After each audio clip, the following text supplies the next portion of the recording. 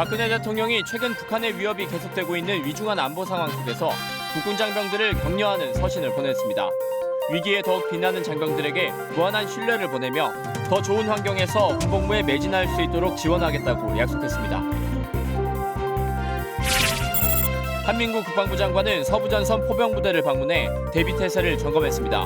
우리 군은 천무 등 타격수단과 대포병 레이더 등 감시 자산으로 북한의 장사정포 공격에 맞설 대응 체계를 구축하고 있습니다. 병무청이 2015년 미스코리아 3명을 제12대 병무 홍보대사로 위촉했습니다. 이들은 입영 문화제 등 행사에서 병무에 대한 다양한 홍보 활동을 하게 됩니다. 시청자 여러분 그리고 장병 여러분 안녕하십니까? 국방뉴스를 전해드립니다. 북한의 잦은 도발로 한반도의 군사적 긴장감이 높아지고 장기화되고 있는데요. 이런 상황에서 24시간 경계 근무에 매진하고 있는 국군 장병들의 사기를 높이기 위해 박근혜 대통령이 직접 펜을 들었습니다. 윤현수 기자의 보도입니다. 박근혜 대통령이 국군 장병들의 노고를 높이 치하하는 서신을 보냈습니다. 우리의 땅과 바다, 하늘을 지키기 위해 헌신하고 있는 육해공군 장병들에게 신뢰와 격려의 마음을 전하기 위해서입니다. 박 대통령은 장병들의 굳건함에 북한이 두려워하고 있을 것이라며 뜨거운 애국심과 투철한 사명감만이 국가를 바로 세우는 길이라고 전했습니다. 위기는 곧 새로운 기회가 될 수 있다는 것도 강조했습니다. 그 어느 때보다 위중한 안보 상황을 맞고 있지만 어떻게 대응하느냐에 따라 달라질 수 있다는 겁니다. 이번에야말로 북한의 도발과 위협을 끊어낼 기회라면서 이를 위해 철통 같은 군사대비 태세와 압도적 억지력을 갖춘 강한 군대가 필요하다고 덧붙였습니다. 박 대통령은 위기에 더욱 빛나는 장병들의 애국심을 굳게 믿고 있다고 말했습니다. 우리 국군 장병들이 작년 8월 북한의 도발 당시 보여줬던 희생과 헌신, 불굴의 투지와 용기는 진한 감동으로 생생히 남아있다면서 무한한 신뢰를 보냈습니다. 박 대통령은 마지막으로 국군 장병들이 더 좋은 환경에서 복무에 매진할 수 있도록 지원할 것을 약속하며 건승과 무운을 기원했습니다. 국방뉴스 윤현수입니다. 한민구 국방부 장관이 서부전선 최전방 포병부대를 방문해 우리 군의 군사 대비태세를 점검했습니다. 국방부는 북한이 핵미사일과 장사정포 공격 능력을 강화해 우리나라를 위협하고 있다며 이에 대한 대응 체제를 구축하고 있다고 밝혔습니다. 오상영 기자의 보도입니다. 한민구 국방부 장관이 서부전선 최전방 포병부대를 방문했습니다. 최근 북한이 핵미사일 능력을 고도화하고 장사정포 공격 능력을 강화하면서 우리나라를 위협하고 있는 데 따른 대비태세 점검 차원입니다. 만약에 적이 도발하면 여러분은 현장에서 단호하고 강력한 응징을 통해서 적의 재도발 의지를 뿌리 뽑고 도발은 곧 자멸이라는 사실을 적들에게 인식시켜야 할 것입니다.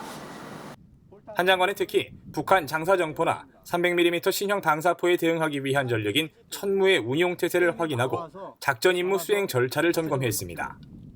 지난해 8월부터 야전부대에 실전 배치된 천무는 사거리 80km로 단발 또는 연속으로 12발의 포탄을 쏠 수 있습니다.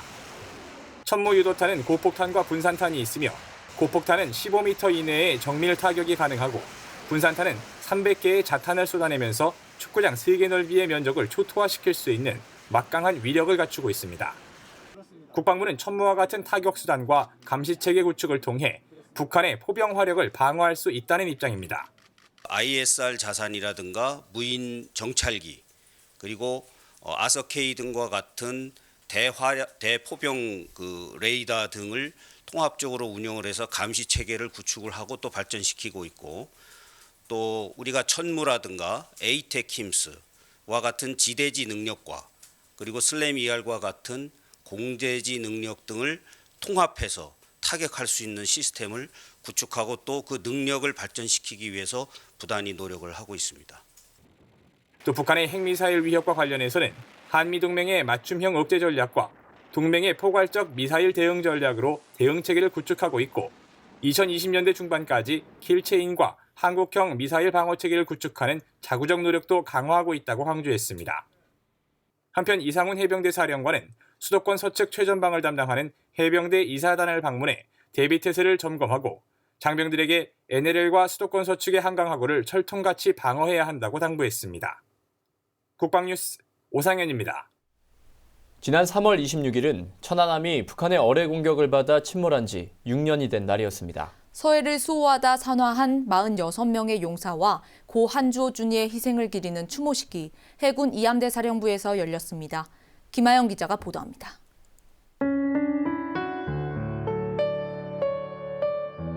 (6년) 전의 아픔을 고스란히 간직하고 있는 천안함.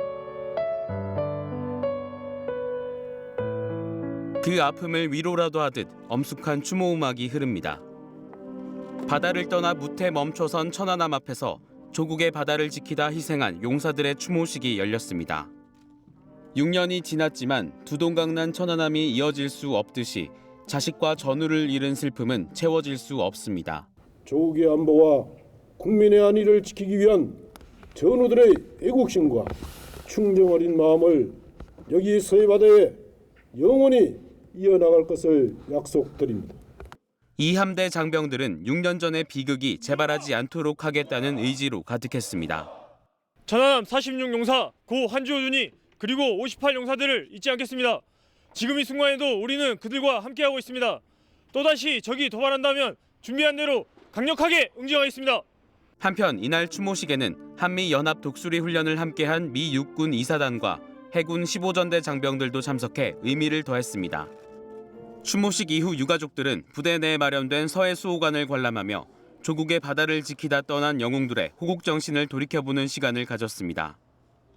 유가족들은 또다시 이와 같은 비극이 발생하지 않도록 모든 장병과 국민들이 단합할 것을 당부했습니다. 온 국민이 안보의식을 고취하고 내 나라는 내가 지킨다라는 그런 각오로 좀 분열되지 않고 그들의 고귀한 희생을 통해서 나라가 튼튼하고 또 나라가 잘 사는 나라가 됐으면 합니다. 해군은 앞으로 우리 국민과 장병들이 더 이상 사랑하는 가족과 전우를 잃지 않도록 더욱 굳건하게 서해 바다를 지켜낼 것이라고 밝혔습니다. 국방뉴스 김하영입니다.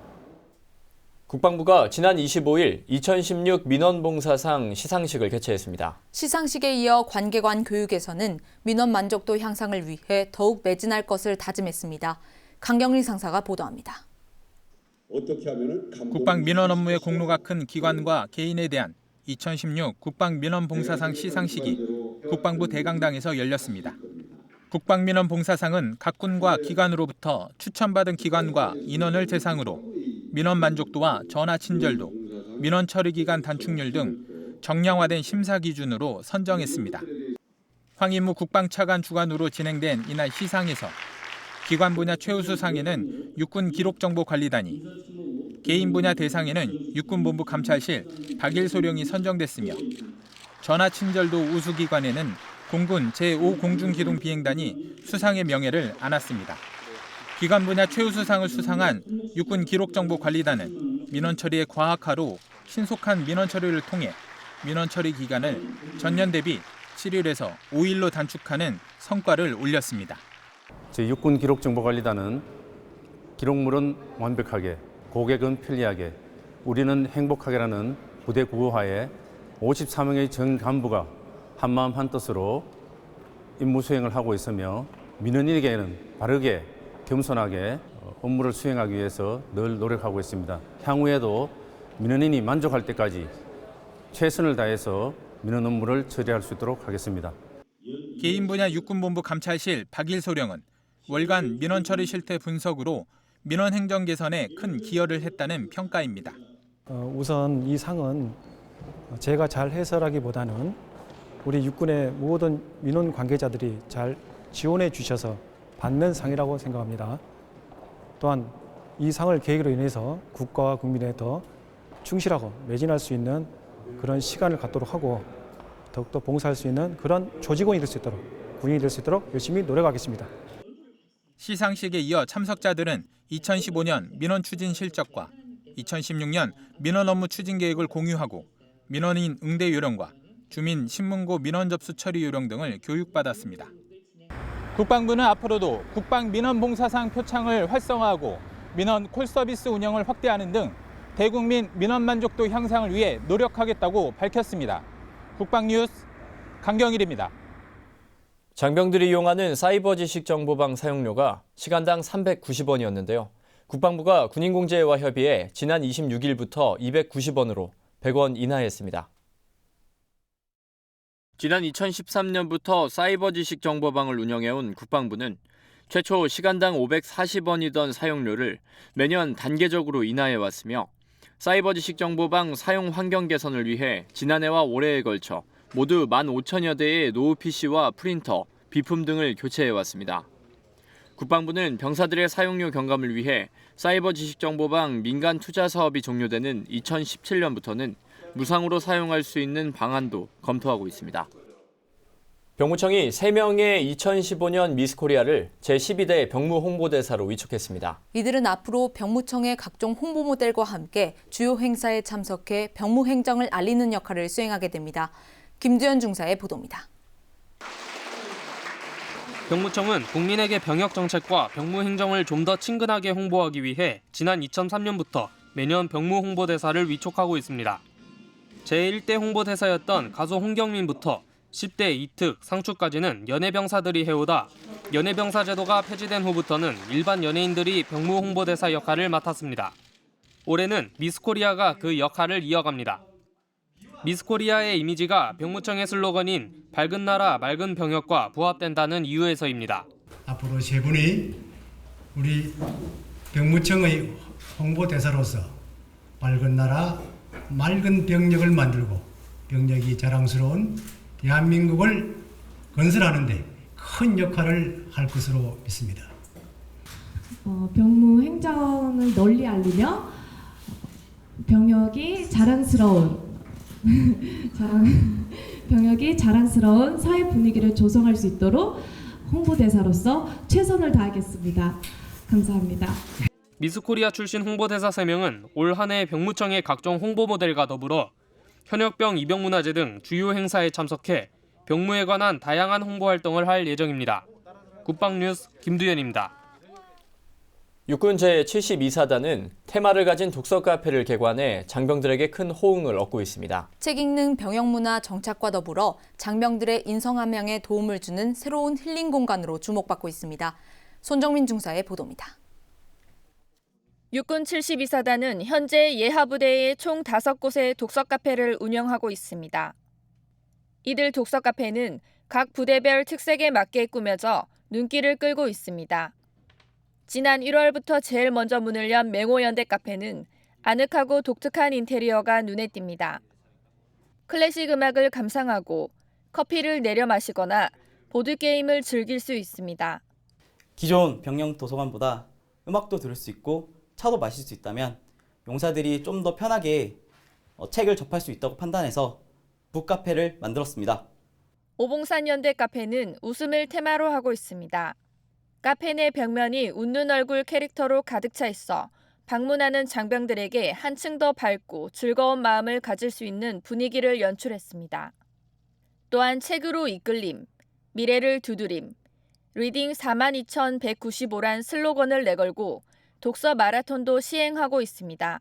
또 다른 곳 포병연대 카페는 기존 독서 카페의 영화 감상 시설인 희망 시네마를 더해 복합 문화생활 공간으로 손색이 없습니다. 이런 특색 있는 독서 카페들은 72사단 장병들에게 휴식과 일탈을 제공하는 이색 공간으로 큰 호응을 얻고 있습니다. 맛있는 차와 다가를 하고 즐거운 분위기 속에서 독서와 게임을 할 수 있어서 힐링 장소로 자주 찾게 된 것 같습니다.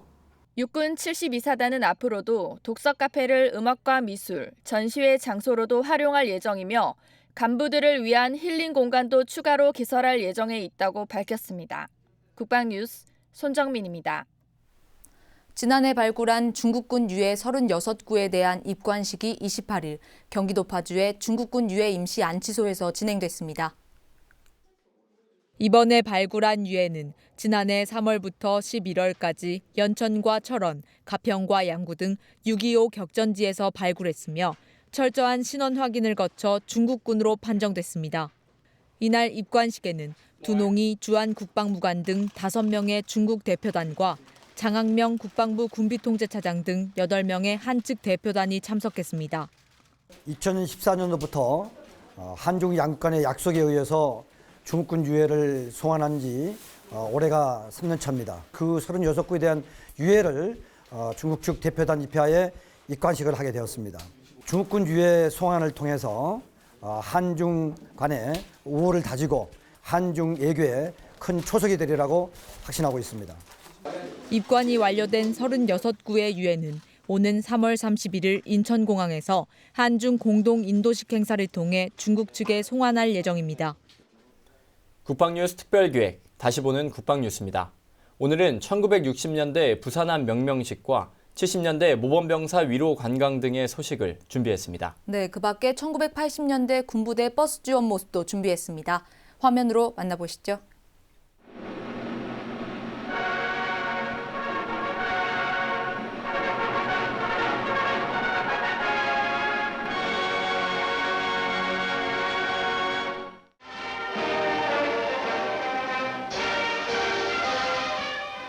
구축함 DD-9192함과 함께 우리나라 해상수호의 주축을 이룰 93함이 미국에서 인수되어 그 명명식이 지난 25일 진해 군항에서 성대히 거행됐습니다. 충무함, 서울함에 이어 세 번째로 도입된 이 부산함은 신예 구축함으로서 작년 11월 미국에서 인수되어 취업훈련을 끝낸 뒤 함장 황희성 대령에 의해서 지난 23일 수만 마일 거센 파도를 헤치며 진해 입항했던 것입니다.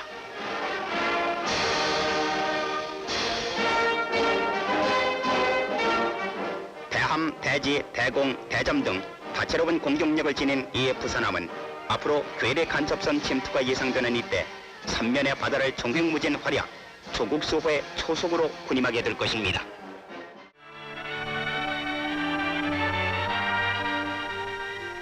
전투력 강화와 자주국방 성취에 앞장서 노력해온 결과 모범용사로 선발된 육군 제1610 부대 장병 30여 명이 지난 3월 26일 서울 시내 관광에 나섰습니다.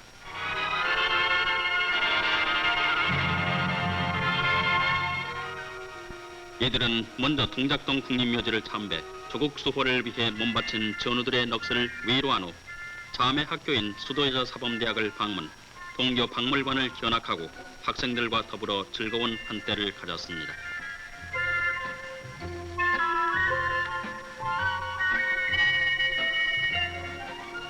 동부대에서는 매월 모범용사를 선발, 서울시내 관광과 산업시찰을 하게 함으로써 장병들의 사기를 방향시키고 국토방위의 숭고한 사명의식과 긍지를 높여 군 정신 전력 강화에 크게 기여하고 있습니다.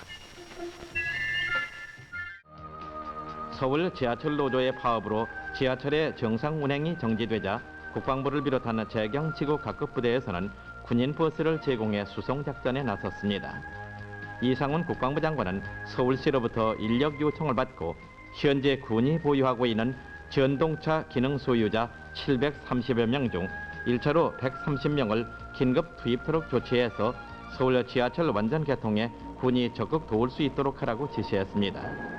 이에 따라 긴급 투입된 130여 명의 장병들은 상계, 옥수, 구로공단역 등 4개 역에서 오전 5시부터 오후 11시까지 수송 지원 업무를 계속했습니다.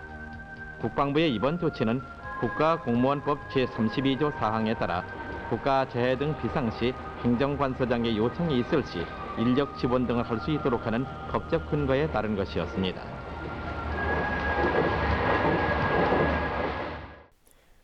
박근혜 대통령이 국군 장병들에 대한 격려 서신을 통해 장병들의 노고를 치하했다는 소식 전해드렸는데요. 격려 서신에서 위기에 더욱 빛나는 우리 장병들에 대한 무한한 신뢰를 표현하며 더욱 좋은 환경에서 군복무에 매진할 수 있도록 지원하겠다고 밝혔습니다. 우리 군은 앞으로도 빈틈없는 군사적 대비태세로 국가와 국민을 지키기 위해 매진할 것입니다. 국방뉴스를 마칩니다. 시청해주신 여러분 고맙습니다.